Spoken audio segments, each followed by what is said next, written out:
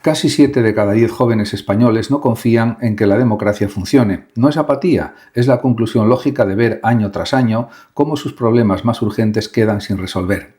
El 68% de los jóvenes declara sentir poca o ninguna satisfacción con el funcionamiento de la democracia en España, según el informe Jóvenes Españoles 2026. Este desencanto no nace de la nada. Se alimenta de la percepción de que las instituciones son incapaces de resolver los problemas estructurales que bloquean sus proyectos de vida, como por ejemplo la vivienda o el empleo precario. Cuando generación tras generación ve que votar, formarse o esforzarse no cambia su situación material, la desconfianza deja de ser ideológica y se vuelve existencial. El riesgo psicológico es real. Esa desafección alimenta impotencia, cinismo y, en algunos casos, atracción hacia discursos autoritarios que prometen soluciones rápidas. No es solo un problema político, es un síntoma de generaciones que sienten que nadie desde el poder está realmente escuchándolas. Nos vemos en el próximo vídeo. Trabajar a jornada completa y no llegar a fin de mes. Tener un título universitario y cobrar lo mismo que hace 15 años. Esa es la trampa en la que vive hoy gran parte de España, joven y no tan joven. El empleo precario ya no es solo un problema de entrada al mercado laboral. Contratos temporales encadenados, jornadas parciales no deseadas, becas que sustituyen puestos reales y salarios que no suben al ritmo de los precios afectan tanto a quien empieza a trabajar como a adultos con años de experiencia. La consecuencia es una inseguridad económica estructural, imposibilidad de ahorrar, de planificar a medio plazo, de emanciparse o de sostener una familia con un solo sueldo. Psicológicamente, esto erosiona algo esencial, la sensación de control sobre la propia vida. Genera ansiedad crónica, desmotivación y la percepción de que el esfuerzo personal ya no garantiza estabilidad. Un desgaste silencioso que afecta a la autoestima y al bienestar de varias generaciones a la vez. Nos vemos en el próximo vídeo. Hay una generación entera que hace bien todo lo que le dijeron que hiciera: estudiar, formarse, trabajar, y aún así no puede pagar un alquiler ni soñar con una hipoteca. Eso no es un fracaso individual, es un fallo estructural. En España, la vivienda se ha convertido en el gran muro generacional. Los salarios de entrada no crecen al ritmo de los precios y acceder a una vivienda en propiedad o incluso en alquiler depende cada vez más de tener familia con capacidad de ayudar económicamente, algo que solo una minoría tiene. La mayoría queda fuera, atrapada entre alquileres que se llevan la mitad del sueldo o más y una compra inalcanzable. El efecto psicológico es real: incertidumbre sobre el futuro, sensación de estancamiento vital, dificultad para hacer planes, pareja, hijos, independencia y un pozo de frustración y tristeza silenciosa al ver que el esfuerzo individual ya no garantiza una vida estable. Nos vemos en el próximo vídeo. Hay personas que justo cuando todo empieza a ir bien sienten un impulso extraño: discutir sin motivo, dejar de esforzarse, alejar a quien las quiere. No es mala suerte, es miedo, miedo a que les vaya bien. El miedo a la felicidad. ¿Por qué a veces saboteamos lo bueno que nos pasa parte de un fenómeno que la psicología conoce como xerofobia o, en un sentido más amplio, autosabotaje del bienestar? La tendencia inconsciente de algunas personas a boicotear situaciones positivas de su propia vida. Una relación estable, un ascenso, un momento de calma, justo cuando empiezan a consolidarse. No se trata de que estas personas no quieran ser felices. Se trata de que en algún nivel la felicidad les genera más ansiedad que alivio. ¿De dónde viene esto? La psicología señala varias raíces posibles y suelen combinarse. Una es la creencia de que lo bueno no dura, aprendida a menudo en la infancia, en entornos donde los momentos de calma eran seguidos sistemáticamente por conflicto o inestabilidad. El cerebro asocia entonces bienestar con la calma antes de la tormenta o de la tempestad y se pone en alerta precisamente cuando debería relajarse. Otra raíz es la sensación de no merecer lo bueno que ocurre, muy ligada a la autoestima y al perfeccionismo.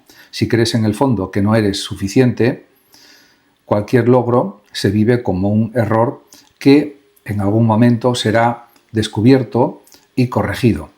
Y una tercera raíz menos evidente, pero muy común, es el miedo a la pérdida futura. Cuanto más se tiene, más se puede perder. Así que alejar preventivamente lo bueno o no comprometerse del todo con ello funciona como una forma equivocada de protegerse del dolor.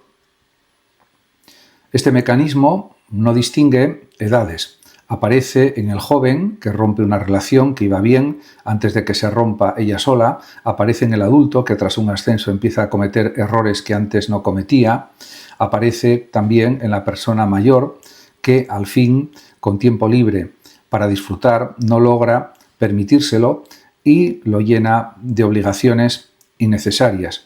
En todos los casos el patrón de fondo es el mismo. La comodidad, paradójicamente, está en la tensión conocida, no en el bienestar desconocido.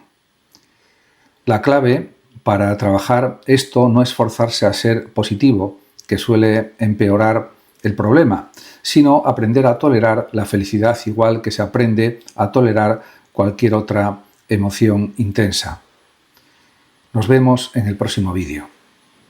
Llegas a casa por la noche y no recuerdas el trayecto, no recuerdas si el café de esta mañana tenía sabor, no recuerdas la última vez que escuchaste realmente a alguien en lugar de solo esperar tu turno para hablar.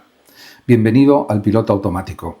Vivir en piloto automático, porque haces tu día sin estar realmente en él, parte de un fenómeno que la psicología conoce bien y que casi todos hemos experimentado sin ponerle nombre. El funcionamiento en modo automático, esa capacidad del cerebro de ejecutar rutinas complejas, conducir, por ejemplo, trabajar, cocinar, hasta mantener conversaciones, sin que la conciencia esté realmente presente. Es un mecanismo útil, incluso necesario, si tuviéramos que prestar atención consciente a cada gesto cotidiano, el cerebro colapsaría de sobrecarga. El problema no es que exista el piloto automático, el problema es cuando se convierte en el modo por defecto de toda una vida. Esto le ocurre a cualquier edad y en cualquier etapa. Al adulto que encadena trabajo, casa y responsabilidades sin espacio para sentir lo que le pasa. Al padre o la madre que atraviesa la crianza gestionando tareas sin realmente estar presente con sus hijos. A la persona mayor que repite una rutina idéntica día tras día y siente que el tiempo se acelera sin motivo aparente. Y también al joven que vive pegado a una pantalla, saltando de estímulo en estímulo, sin llegar a asentar ninguna experiencia. El resultado, en todos los casos, es parecido. Una sensación de que la vida pasa en lugar de vivirse y una desconexión progresiva de las propias emociones, necesidades y deseos. Aquí es donde realmente entra un concepto central, la diferencia entre hacer y estar. El piloto automático nos permite hacer muchas cosas de forma eficiente, pero nos aleja de estar en ellas. Y esa desconexión tiene un coste psicológico real. Cuando no estamos presentes en lo que hacemos, dejamos de procesar emocionalmente lo que vivimos, lo que favorece la acumulación silenciosa de estrés, la sensación de vacío e incluso cuadros de ansiedad o desmotivación que a la persona le cuesta explicar porque objetivamente su vida va bien. La salida no consiste en eliminar la rutina, imposible y poco práctico, sino en introducir momentos deliberados de presencia consciente, lo que en psicología se relaciona con la práctica del mindfulness. Nos vemos en el próximo vídeo. Cada vez que dices sí cuando querías decir no, pagas una factura, solo que no te la cobran ese día, te la cobran despacio en forma de cansancio, resentimiento y una sensación difusa de que tu vida se la están viviendo otros. Aprender a decir no, los límites como forma de cuidado propio, parte de una idea que a mucha gente le cuesta aceptar. Poner límites no es un acto de egoísmo, es un acto de salud mental. Vivimos rodeados de un mensaje cultural muy potente que asocia decir no con ser mala persona, con fallar, con decepcionar. Y ese mensaje se aprende temprano en la familia, en la escuela, en el trabajo, hasta convertirse en un automatismo. Decir sí antes incluso de pensar si de verdad queremos hacerlo. En este sentido, hay que decir que esto no es un problema exclusivo de jóvenes recién llegados al mundo laboral ni de personas sumisas por naturaleza. Le pasa al padre o la madre que no sabe decir que no a las peticiones constantes de la familia, le pasa al profesional de 50 años que sigue asumiendo tareas de otros por miedo al conflicto, le pasa a la persona mayor que sigue haciendo de niñera o prestando dinero porque nunca aprendió que negarse también es una opción legítima. La dificultad para poner límites no entiende de edad, entiende de historia personal, de miedo al rechazo y de una idea equivocada sobre lo que significa cuidar a los demás. Aquí conviene introducir un concepto central de la psicología. El límite no es un muro, es una frontera. Un muro aísla, una frontera simplemente delimita dónde termino yo y dónde empieza el otro. Poner un límite no significa dejar de querer a alguien, significa dejar claro que se puede esperar de ti y que no, para que la relación sea sostenible en el tiempo, en lugar de ir acumulando un resentimiento que tarde o temprano explota o te enferma. Hay 3 ideas prácticas que suelen trabajarse en este tema. La primera es aprender a distinguir entre ayudar y rescatar. Ayudar respeta la capacidad del otro de resolver sus propios problemas. Rescatar constantemente, en cambio, suele nacer del miedo a ser rechazado si dices que no. La segunda es entender que decir no no requiere justificación excesiva. Una frase breve y clara, esta vez no voy a poder, es suficiente sin necesidad de dar explicaciones interminables que solo abren la puerta a la negociación. La tercera es la tolerancia al malestar inicial. ¿Sabías que puedes estar de duelo ahora mismo sin saberlo? No por una muerte, por algo que perdiste y que nadie te dejó llorar.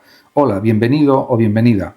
Hoy vamos a hablar de algo que casi nadie nombra, pero que casi todos hemos sentido, los duelos silenciosos. Esas pérdidas que no tienen funeral, ni pésame, ni permiso social para doler y que, sin embargo, pesan como un dolor. Es evidente que esto sucede a todo el mundo. Piensa en esto: perder un trabajo que te definía, que un hijo se vaya de casa, dejar una ciudad, una amistad, una versión de ti mismo que ya no existe, por ejemplo. Nada de eso lleva luto y por eso mismo es lo que más se queda atascado dentro. Y también hay que decir que la psicología tiene un nombre para esto: duelo no reconocido o duelo ambiguo. Y lo grave no es la pérdida en sí, es que al no tener ritual ni reconocimiento, la persona ni siquiera sabe que está de duelo. Solo sabe que algo le pesa y encima se siente culpable. ¿Por qué me afecta tanto algo que no debería doler tanto? Es lo que se pregunta la persona. Pero esto tiene una explicación a nivel psicológico. Esto le pasa a cualquier edad a una persona. Un adolescente que pierde su grupo de amigos, un joven que renuncia a un sueño, un adulto en la mediana edad que ve cambiar su cuerpo o su rol en casa, una persona mayor que va despidiendo uno a los compañeros de su generación. Nadie se libra y casi nadie tiene herramientas para nombrarlo, pero es algo que está sucediendo. Y se puede decir que hay 3 claves y aquí está lo importante. En efecto, hay 3 cosas que sí puedes hacer. 1. Legitimar, ponerle nombre a lo que sientes. Si duele, es un duelo, aunque no haya funeral. 2. Entender que el duelo no es lineal, no vas a pasar ordenadamente por etapas como en un manual. Vas a ir y volver, negación, rabia, tristeza, calma, etc. y otra vez rabia. Es normal, no estás retrocediendo. 3. Integrar, no borrar. La meta no es que deje de doler como si nunca hubiera pasado. La meta es que puedas llevarlo contigo sin que te hunda. Ese es el naufragio, no sentir dolor, sino quedarse atrapado en él sin salida. Y también hay que decir que, pues realmente, que si hoy sientes que no tienes motivo para estar así, probablemente sí lo tienes, solo que nadie te enseñó a llamarlo por su nombre. Nos vemos en el próximo vídeo. Hay una edad en la que se supone que empiezas a desaparecer, menos visible, menos productivo, menos deseable para una cultura que solo aplaude lo nuevo. Pero ¿y si esa desaparición no fuera real, sino una mentira que nos hemos creído entre todos? Envejecer no es perder parte y hay que desmontar el prejuicio más extendido sobre el paso del tiempo, la idea de que hacerse mayor equivale sin más a una resta continua. Se resta salud, se resta belleza, se resta relevancia social, se resta futuro. Este relato tan interiorizado, que casi nadie lo cuestiona, es lo que la psicología llama edadismo, y su versión más dañina no es la que viene de fuera, sino la que cada persona termina aplicándose a sí misma mucho antes de ser mayor, el llamado edadismo internalizado. Hay que decir, por tanto, que la evidencia, sin embargo, contradice buena parte de ese relato. La investigación en psicología del desarrollo muestra algo contraintuitivo. Hay dimensiones del bienestar emocional que no empeoran con la edad, sino que mejoran. Las personas mayores suelen gestionar mejor los conflictos, reaccionar con menos intensidad emocional ante contrariedades y centrar su energía en lo que de verdad les importa, dejando de lado vínculos y preocupaciones superficiales. A este fenómeno se le conoce como la paradoja del bienestar. Pese a las pérdidas objetivas que trae el tiempo, muchas personas mayores reportan niveles de satisfacción vital iguales o incluso superiores a los de etapas anteriores de la vida. Esto no implica negar lo que sí se pierde, capacidad física, salud, personas queridas. Negar esas pérdidas sería tan dañino como exagerarlas. La clave está en entender que envejecer no es solo una resta, sino también una reorganización profunda de la identidad. Se incorporan nuevas capas, experiencia acumulada, perspectiva, prioridades más claras sobre la persona que ya se era. Es en el fondo un proceso de transformación comparable a otras transiciones vitales que sí valoramos positivamente, como la adolescencia, por ejemplo, que también implican pérdida de una etapa anterior, la niñez, y sin embargo las entendemos como parte natural del crecimiento, no como declive. Un concepto central aquí es la teoría de la selectividad socioemocional. Cuando una persona percibe que el tiempo por delante es más limitado, tiende a invertir su energía emocional de forma más selectiva, priorizando lo esencial. Lejos de ser síntoma de deterioro, esto puede leerse como una forma de sabiduría. Nos vemos en el próximo vídeo.